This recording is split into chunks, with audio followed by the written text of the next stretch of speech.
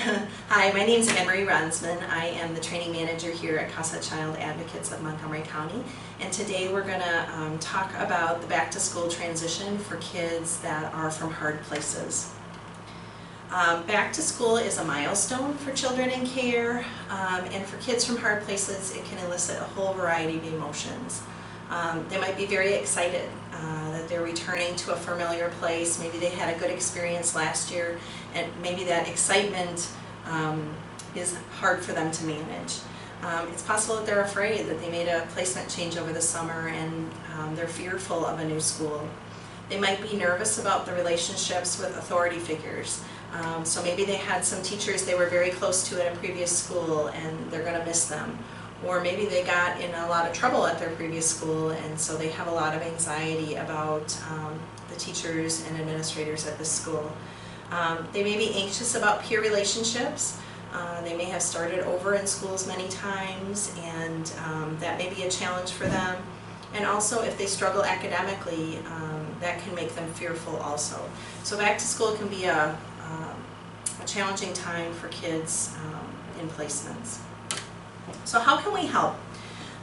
The first thing is to make sure that the school has the educational documents. So if this child has a 504 plan, so if they get some extra services in school, they have maybe attention deficit, maybe they have dyslexia, a 504 plan may be in place and we need to make sure the school has that.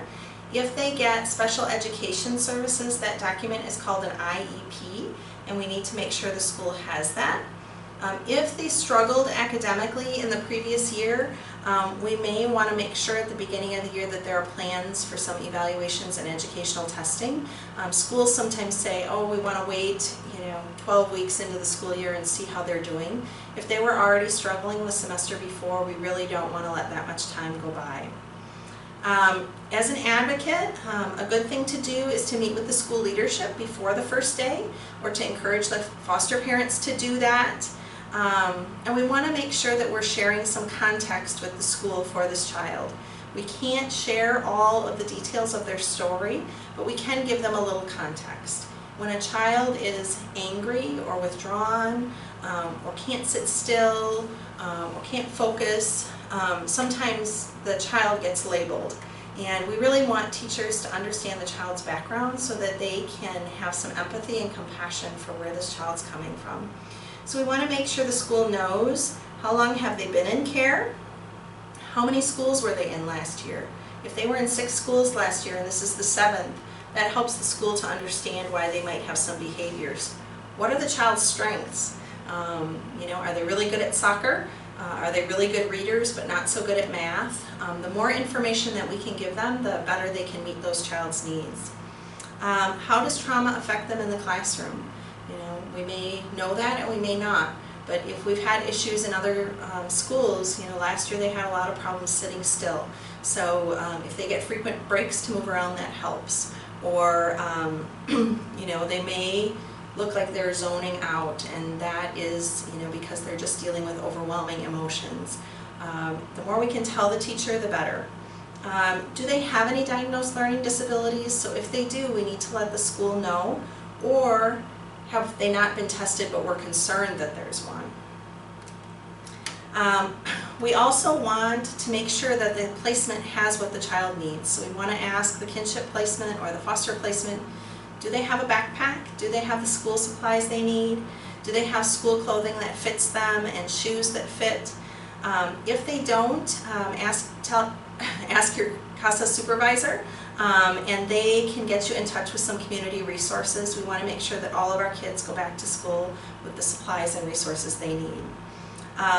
Sometimes it's good for our kids to go for an early tour of the school or an early private meet the teacher. That sometimes can be really good for building connection between the teacher and the child, and also for decreasing the child's anxiety. And so that definitely can be requested by the placement or by you if you're willing to go along and do that. I'm a big believer in writing a letter. Actually with all my kids, but especially my kids from hard places. I send a letter a few days before school starts every year. And it goes to the administrators, the counselors, the teachers, And I don't share their whole story, but I share enough so that the teacher has some background on the child. So I will put an example of one of those letters up on our website. But in that letter you want to talk about what a CASA is and what your role is and your contact information. You want to talk at a high level about this child's story. So how long has this child been in school? How many schools have they been in since entering care? How long have you been on the case?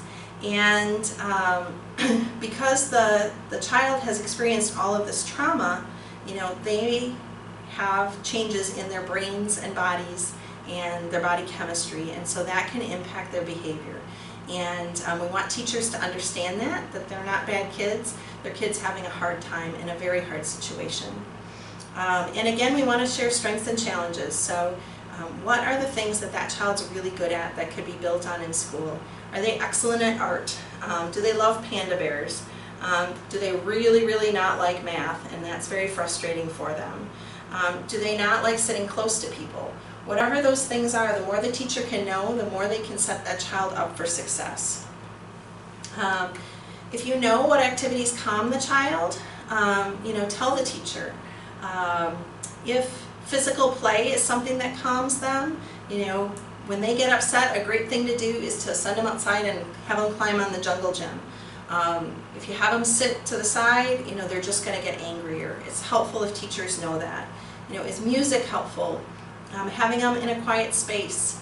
Do they love being a helper? A lot of our kids love being a helper, so being a teacher's helper can be a really good thing. Do they like animals? What activities upset the child? Do real noisy spaces upset them? When they're hungry or tired, do they get ornery? Is testing stress them out? And then transitions. Do they have a hard time at the beginning of the day or the end of the day or that time period in between classes?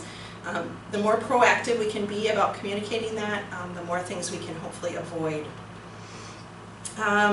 We want you to visit your child. It's good if you do a visit in the placement before school starts and talk about your child's fears and what challenges they might have had last year, and make sure that they have everything they need. You might want to share some of your stories about the first day of school, maybe the good ones, maybe the not so good ones. Kids love to hear stories about how grown-ups have handled things. Let them know that you've sent an email to the school or you called the school and you've told them about them so that they know that a relationship has been set up. And then it's good if you can follow up with the school a couple weeks into the semester and say, hey, I'm the CASA, I sent this letter 2 days before the first day of school. I just wanted to check in and see how the first couple weeks have gone. We'd like to think that placements will always let us know that information, but they don't always. And you can visit your child at school at lunch, especially if they're in elementary school. They love it. Every school has a different procedure for this, so check with your CASA supervisor about how to do that. Many elementary schools have rules about no visitors the first couple of weeks because they want the kids to get into routine, but after that you can visit. And there's just nothing like seeing their friends with your own eyes and seeing their teachers and things, and they just really feel special when a visitor comes. So why is this important? Educational advocacy is one of the most important things we do as a CASA. And if your child is struggling and you see it early in the school year that they're just struggling either academically or behaviorally, we have an excellent education committee here, and your supervisor can connect you with them, and it is a group of retired teachers and principals and diagnosticians and superintendents that can help you to navigate the school system and get your child what they need. So hoping that you and your CASA child have a great school year this year. Thank you.